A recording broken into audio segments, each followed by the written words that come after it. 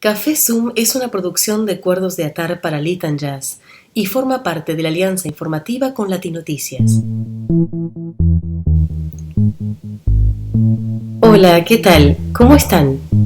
Les damos la bienvenida a una nueva edición de Café Zoom. Hoy nuestro invitado es Santiago Camacho, escritor, investigador, periodista y músico. Es autor de la biografía no autorizada del Vaticano y La Troika y los 40 ladrones, entre otros títulos. Ha creado y dirige Días Extraños, DEX, uno de los podcasts de mayor audiencia en lengua castellana. Nos recibe en su casa, en Madrid. Bienvenidas, bienvenidos a Café Zoom. Sí, vaya si la recuerdo. He tenido muchas vidas, afortunadamente, porque creo que una vida da para bastante, da para más de una vida incluso. Y sí, mira, he tenido trabajos, he trabajado de administrativo, he tenido mi propia empresa, me he arruinado con mi propia empresa, con lo cual luego tuve una época en la que estuve pues montando muebles para unos grandes almacenes y trabajando en una cabina de cambio de moneda y en una gasolinera. He hecho el servicio militar. Ha habido muchas vidas y muchas experiencias. Eh, yo siempre he sostenido que no somos la misma persona. Si tiramos la mente atrás 1, 2, 3 décadas, sobre todo ya cuando llegamos a cierta edad, yo miro con cariño a los Santiagos de 15, de 25, de 35 años. No me reconozco en ellos, o al menos no me reconozco del todo, afortunadamente, porque creo que eso denota una evolución. Pero son vidas y son biografías que me encantan porque en el fondo, oye, son la mía y yo soy el producto de todos sus errores, sobre todo, que ellos tuvieron que sufrir. Pero vaya si lo recuerdo muy todo. Y sí, había mucha vida antes del misterio. De hecho, yo llegué aquí de rebote. Yo no pensaba dedicarme a esto porque mi inocencia creía que era algo inaccesible. Es decir, yo era un aficionado desde muy jovencito. Mi primer libro que compré de niño era sobre ovnis, no te digo más. ¿Cómo fue tu Pero deslumbramiento? sí, pero yo pensaba que todo esto, pues los que trabajaban en esto eran unos privilegiados y que no era algo para mí. Pero muchas veces el destino te va empujando hacia donde se supone que es tu camino. A veces los empujones son duros, a veces te empuja de muy mala manera, pero oye, lo importante es que bien está lo que bien acaba y el resultado ha sido bueno, de momento. Eso es así. Santiago, vos eras una figura, vamos a decir, de renombre consagrada en la temática del misterio, como panelista del programa de los más importantes, y sin embargo hubo un momento en que dijiste hasta aquí y te la jugaste por tu propio proyecto, que es Días Extraños. ¿Cómo fue esa decisión? ¿Cómo fue el coraje de dejar algo seguro para iniciar una aventura así? Bueno, a fin de cuentas, una de las cosas que uno aprende con la edad es que todo tiene un final y que es bastante importante saber cuándo ha llegado el final. Y aquello para mí, pues se acabó por muchas cosas, básicamente porque, oye, fueron casi 15 años, 14 años en el mismo trabajo. Yo nunca había durado 14 años en ningún sitio. Eh, las relaciones pues cambian con el tiempo, las personas cambiamos con el tiempo, pasa con los matrimonios, pasa con los amigos y pasa absolutamente con todo.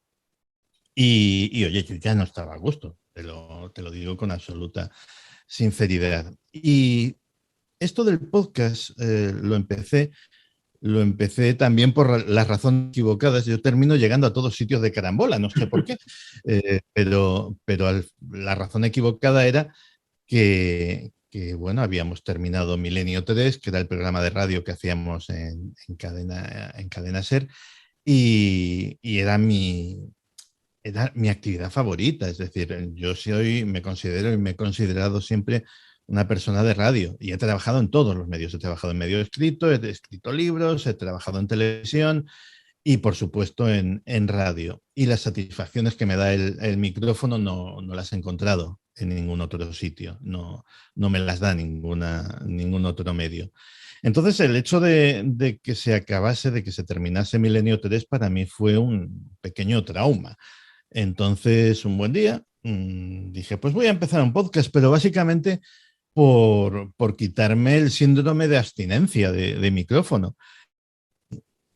Y siempre lo cuento, pero cuando colgué el primer podcast, que era Malo con ganas, o sea, era una cosa absolutamente vergonzosa, pero oye, a poco se va aprendiendo. Lo colgué, le di algo de publicidad en mis redes sociales y encontré un montón de mensajes de vuelta. Eso ya de por sí era raro, es decir, no estaba yo acostumbrado a tener un feedback tan directo de mi trabajo, pero lo que ya me dejó sorprendido y sobre todo enamorado fue que la inmensa mayoría de esos mensajes solo decían una palabra, y esa palabra era gracias. Nadie me había dado las gracias nunca por mi trabajo. O sea, era una auténtica revelación. Y eso me enamoró del podcast. Y bueno, el podcast fue, de momento, a los primeros meses lo fui solapando con mi trabajo en televisión. Pero bueno, llegó un final de temporada y algo había que hacer y tomé la decisión de marcharme. Si tengo que decirte la verdad, oye, no sé si fue inconsciencia, porque dices coraje. Yo estaba seguro de que iba a salir bien. No me preguntes por qué. O sea, objetivamente no había ninguna razón. Me tiré a la piscina, no tenía ni idea de si había agua o estaba vacía, pero algo tenía una confianza ciega, absolutamente irracional, de que era lo correcto y lo hice. Y efectivamente esa confianza estaba justificada. Te puedo asegurar que era de todos los presentimientos, por decirlo de alguna manera, de todas las corazonadas que he tenido en mi vida, ha sido la más fuerte. O sea, la que dices, pero es una sensación abrumadora. Por ponerte un símil, cuando estás enamorado, y vaya si lo sabes, y vaya si es una sensación que lo domina todo. Bueno, pues en esas semanas tuve una certeza de esa intensidad. Comprendo, sí. Va a salir bien, o sea, ¿por qué? No tengo ni idea, pero va a salir bien. Y salió bien, la verdad sea dicha. Sí, la prueba está ahí. ¿Crees que eso es una prueba, o sea, tu éxito de Días Extraños es una prueba de que la tecnología es la democratización de la comunicación? Sí, claro. Para bien y para mal. Es decir, mira, en la tecnología ha permitido que exista directamente Días Extraños. Porque no es ningún secreto. Este programa yo lo ofrecí a Cadena Ser antes de pensar y no les interesó. No les pareció un proyecto interesante y yo no les parecía un comunicador interesante y pues, oye, pues tan amigos. Ese era el esquema antiguo. Es decir, tú tenías que convencer a alguien para que te dejase acceder a su público, porque el público en realidad era suyo. Es decir, el público era de los medios. Sí. El micrófono era de los medios. Tenías que pedir permiso para acceder a su público, a su canal y a su tecnología. Claro, en el momento en que puedes ir a un gran almacén y comprarte este micrófono, conectarlo con un cable a tu ordenador y potencialmente tener a todo el planeta como audiencia, eso cambia el juego muchísimo. Y lo está cambiando. Y sobre todo, pero los que están cambiando no somos nosotros, no somos los creadores de contenido. Los que están cambiando el juego es el público, es realmente el público. En España hace nada se dieron las cifras de las audiencias de los diferentes medios. La televisión está en su punto más bajo de audiencia desde 1993. Ahora mismo, la audiencia de televisión está a los niveles de hace 30 años. Y la tendencia es a la baja. ¿Eso nos dice algo? Sí. Nos dice que los creadores de contenido en YouTube, en los podcasts, etcétera, etcétera, lo estamos haciendo muy bien, que ellos lo están haciendo muy mal, que el público tiene sus preferencias y las está manifestando. Pues yo creo que un poco de todo, un poco de las tres cosas. Cada uno en su medio, pues estamos, oye, los que estamos creando contenido, tanto en podcast como en vídeo, estamos inventando un medio. Estamos en la época del cine mudo o en la época del jazz, cuando de repente había que inventar un género. Entonces somos pioneros y estamos inventando esto y parece que no lo estamos haciendo mal a juzgar porque contamos con el favor del público. La televisión se ha quedado anclada en una serie de modelos, con honrosas excepciones, pero de modelos que van a los realities, al escándalo, a la propaganda política e ideológica, a explotar las más bajas pasiones del ser humano. Y el público no es tan tonto como se creían los ejecutivos de las televisiones. Porque te puedo asegurar, y te lo puedo asegurar de primera mano, que los ejecutivos de las televisiones se piensan que el público es tonto. No lo dudo. Y si tienes confianza con ellos, te lo dicen abiertamente.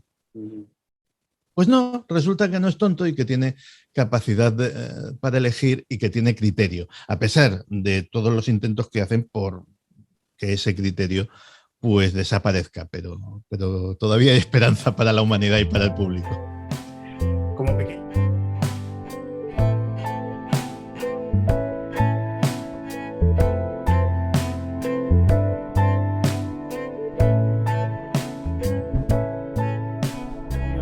Para lo que estás diciendo, me permito contar que hablando con mis alumnos franceses y entre 22 y 25 años, no ven televisión. La televisión no es un referente para ellos de ninguna manera. Los contenidos serán similares o no, pero los ven por otros canales, no la televisión. Bueno, Santiago, llevamos 2 años y pico, ya más o menos, 2 años de esta historia de la pandemia del coronavirus. Y es una mirada poliédrica la que tuvimos los mortales, porque primero vacuna no, después vacuna sí, el origen era de un animal, después era de un laboratorio, una conspiración. Hemos pasado por tantas informaciones que estamos todos confundidos.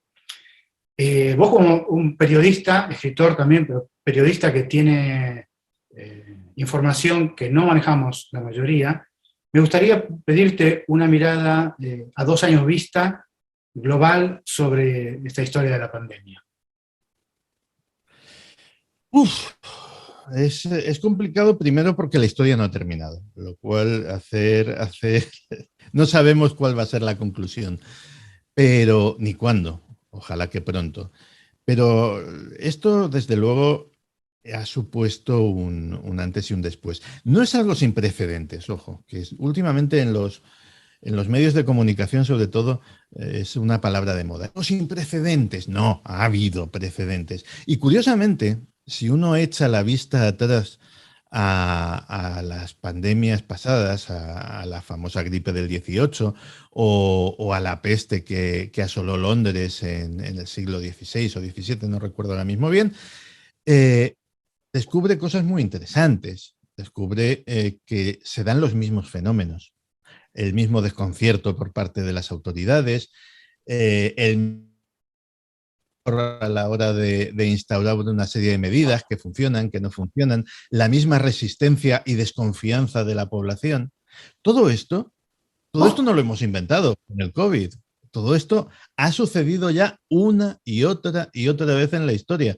La única diferencia, y no es pequeña diferencia, es que efectivamente la tecnología, la informática, la internet, las redes sociales hacen que fenómenos que podían haber en pandemias pasadas o en epidemias pasadas haber sido locales y haber afectado solamente a determinadas personas, se vuelven universales y eso sí es una absoluta novedad. El origen, yo tengo mi teoría y a mí no me apea nadie de eso. Y cada vez hay más indicios de que eso es así, o de que podría serlo, tampoco vamos a ser dogmáticos. Chico, a mí siempre me ha parecido muy casual lo de que apareciese justo a unos metros o a unos kilómetros de un laboratorio donde se investiga y se experimenta con esas cosas. Que no hay tantos en el mundo, que no hay ni siquiera tantos en China. O sea, no. Las casualidades, pues oye, ocurren, pero no con tanta frecuencia como nos podemos imaginar casi. La ley de causa y efecto suele ser mucho más fiable que pensar en las casualidades. Y de hecho, bueno, cuando vemos virus pasados como el SARS, por ejemplo, o cualquier otro, cuando la Organización Mundial de la Salud o otros organismos han buscado el reservorio, han buscado el animal del que salió, resulta que lo han encontrado con relativa rapidez, a los meses, al año de aparecer el brote. Aquí todavía no ha aparecido el reservorio.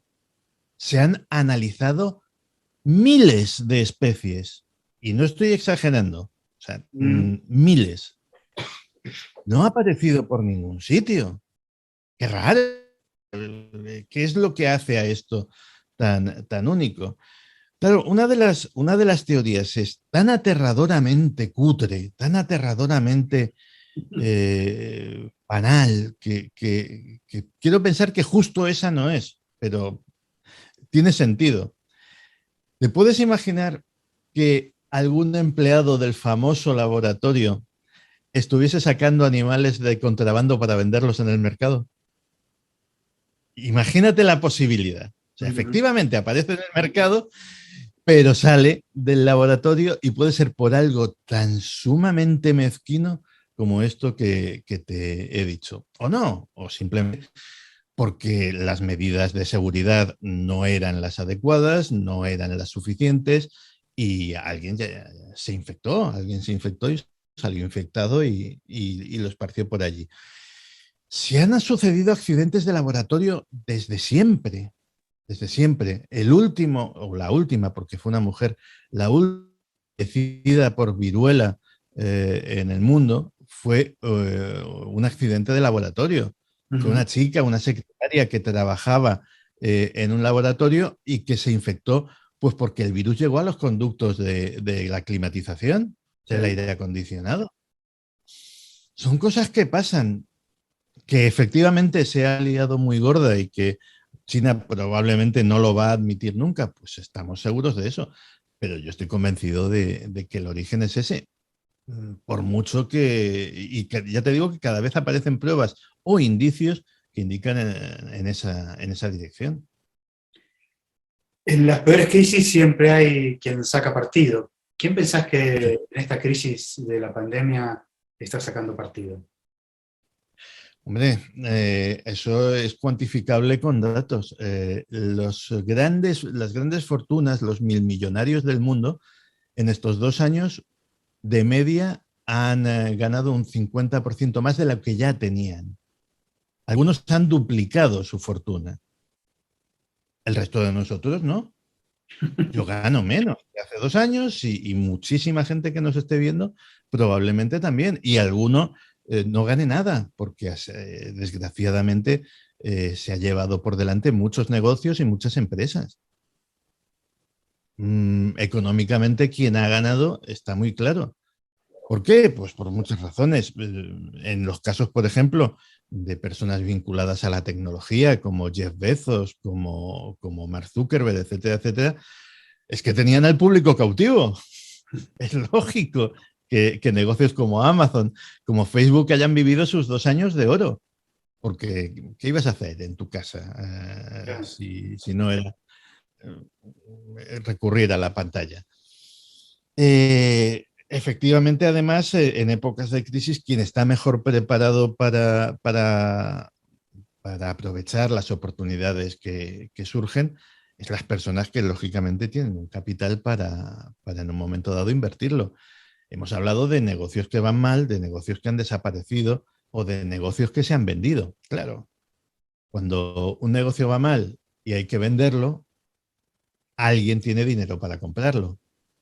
Esa persona que tiene dinero para comprarlo normalmente tiene dinero o bien para aguantarlo hasta que las cosas mejoren y vuelva a ser rentable, o bien para desmontarlo y venderlo por piezas y seguir ganando dinero.